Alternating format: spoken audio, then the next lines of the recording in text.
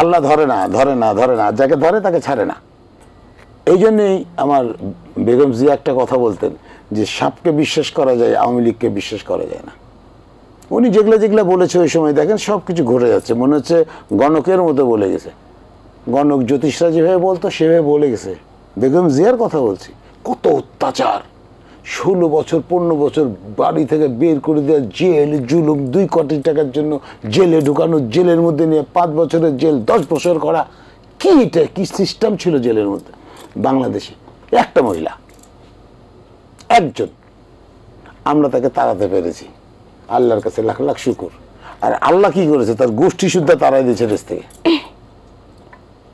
আল্লাহ ধরে না ধরে না ধরে না, যাকে ধরে তাকে ছাড়ে না। অহংকার, এইসব সব ছিল অহংকার। আজকে দেখেন আওয়ামী লীগের যারা যারা যে সেক্টরে গেছে, আজকে থেকে যে চিন্তা করে দেখেন সেক্টরগুলোর কি অবস্থা হয়েছিল।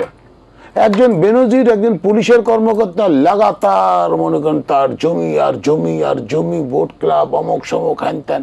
আল্লাহর ভয় নাই রে ভাই, আল্লাহর কোনো ভয়ই নাই এদের ভিতরে। এটা কি নিয়ে যাবে, কি করবে? আর একজন মনে করেন ভাতের হোটেল খুঁজে বসে আছে। ভাতের হোটেলের যখন কাহিনী এখন যখন আসছে, লোকজন ভয় পাচ্ছে রীতিমতো। তারা যে টর্চার করছে, চমক করছে, তমক করছে, এটা কি?